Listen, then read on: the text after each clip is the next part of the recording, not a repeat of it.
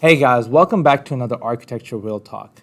So today's topic is quite interesting. And before I address the question at hand that's asked by one of the viewers, I want to tell a story because the story in this sense would make the most impact.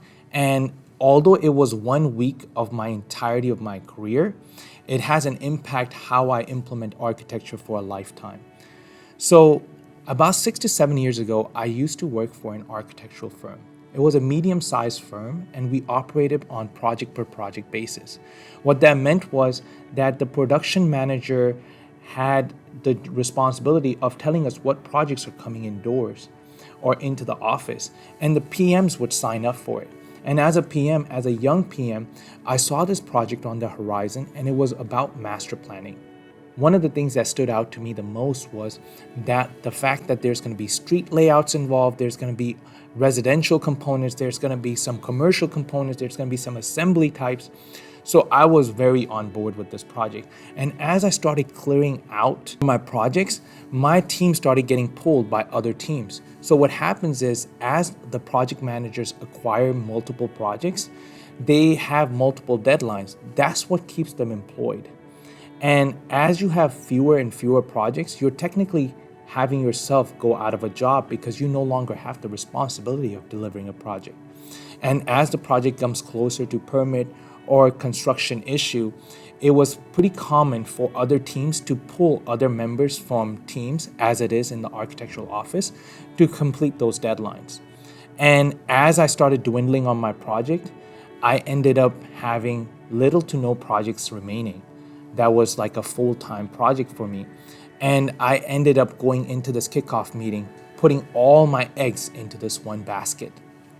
So right off the bat, there was something not right about this project. First, the client flaunted sleazy business practices, strip clubs combined with some cabarets, all kinds of practices that would involve casino or gambling in Louisiana. Moral dilemma for me was that I couldn't work for this project.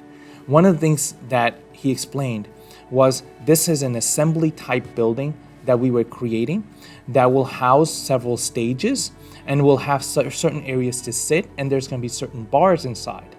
So automatically associated with strip club, it's going to have certain VIP rooms that are going to be around the back. That makes it a little more sketchy.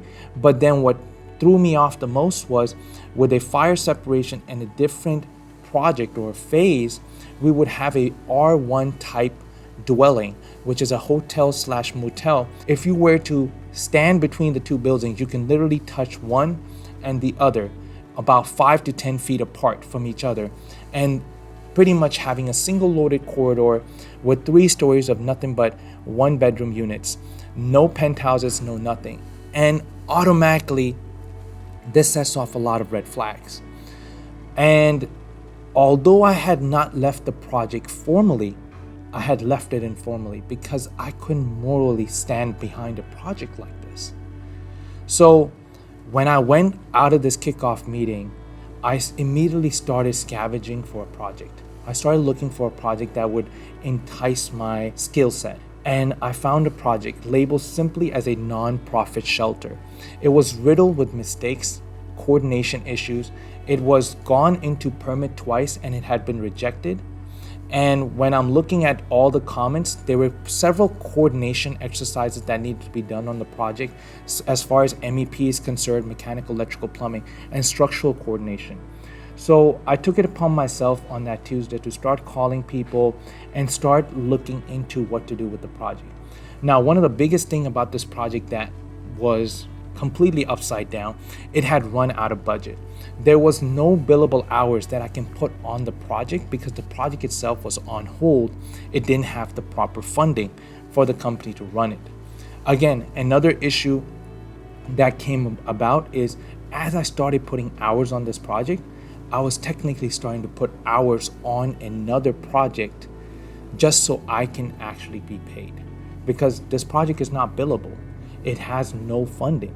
So there's no reason, like even when it comes to printing, if I was to set a print, and you'll see how this story relates, even if I was to send a print, the print has to be to a job number. And since this job number doesn't have funding, we won't be paid for any prints.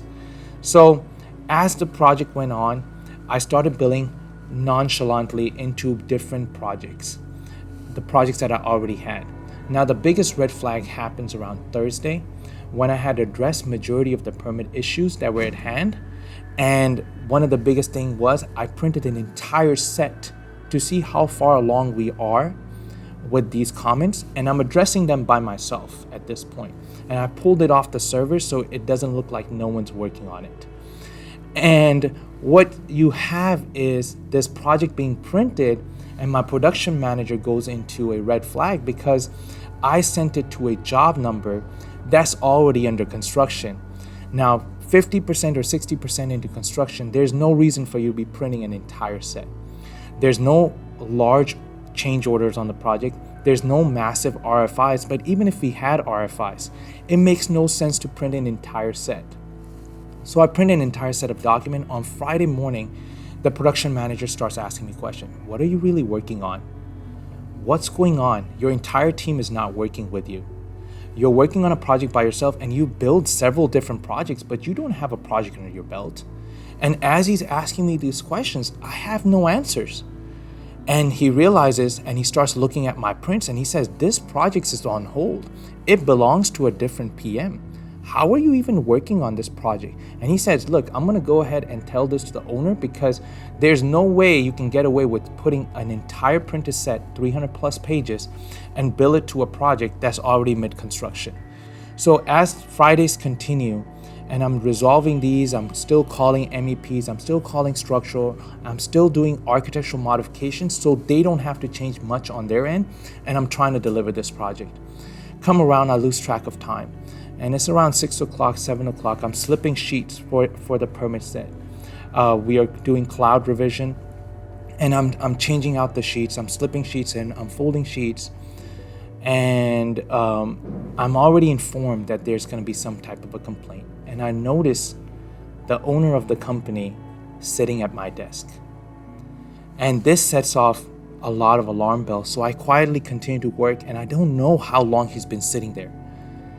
And he started saying, hey, how come you're not on the project that you signed up on?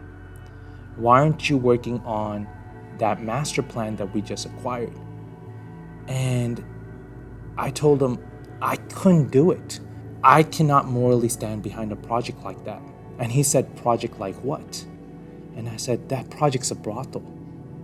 It's pretty much a strip club right next to a motel that's gonna be occupied with nothing but negativities. There's gonna be just moral corruption there. I can't stand behind that. My Lord wouldn't allow me to work on a project like this. He slowly just started walking towards me. He himself was a religious man too, an old gentleman in his mid-50s. And he walks over and he looks at, he's like, so what are you working on? I said, it's this shelter. He says, it is riddled with issues. We have so many things that are behind on this project. And I told him that I'm on track to finishing out this permit set. We only have 2 more comments left to address, and I can do this by the end of the night. And at this point, it's like 6, 7 p.m. And I told him how I worked through each one of my solutions. I told him how I ended up addressing every one of the red lines. And he was like, this is good work. But he also added, too bad you're not getting paid for any of this. And that hurts. I got quiet. I said, at least I know what I'm doing is right. Because when you see something like shelter and nonprofit, it's way better than anything I could do. And he's just walked away. He said, okay, we'll talk about this. He walked away. About 8 p.m. he comes back an hour later, and he's sitting at my desk. At this point, I have no longer this level of nervousness that he's my boss, and I'm working, and I just walk over. I'm like, hey, you're still here? And I noticed that his hand is over a paper that is face down. And I was like, oh, this is it. I'm getting fired. I'm losing my job because I billed to a project that shouldn't be billed to. And when I approached him, he said, hey, how about you take the Monday off? And he handed me a paper that was a check for $5,000. He said, this is what you should be getting paid if you were on the project that you were supposed to be on. He said, When I started this company, we didn't used to take these projects because we didn't have a need for them. The PMs insisted that the money was too good to pass up. We started signing up projects like these. And once we have projects like these, I myself can't morally stand behind them either. And the fact you have the nerve to stand up for that, I want you to show up to Tuesday meeting and explain what's going on. I'll let you know when to talk. Enjoy the rest of your weekend. On the Tuesday morning, when I got there, the meeting was around 9 a.m. I only recognized one of the PMs in the office and the owner of the company. Several other people's gathered. And one of the person was a client. And the PM went down the list of things that we're not able to accomplish on this project due to the lack of funding. That we're not going to go under another permit revision until we're paid. That the project will be placed on hold. That it probably has 2-3 weeks worth of work on there that needs to be addressed. And as he's saying this, I realized the client, being this nervous, petite woman, starts to break down. She has tears in her eyes. I can understand how much this project means to her. And what I realize is that this woman said, I know, we're gonna try to find funding. And eventually the owner of the company said, when we started this project, I told you how we're not gonna have enough funding for this project. And you said that you're gonna pray for the miracle. So I wanna show you your miracle. He made me stand up. He said, this is the new PM on the job. Can you explain to me how you're gonna be going into another permit revision? And I went down and I told him every one of the red lines. I broke down every one of the drawings, how we're gonna be addressing it. And as I'm explaining this to her, she continues to weep through the entire process. And she tells me that you are the miracle I was praying for. This is a woman's shelter, that this was for abuse victims. And she herself has gone through abuse and domestic violence in her own relationships. And she wants this for the community. And what I'm doing is nothing short of God's work.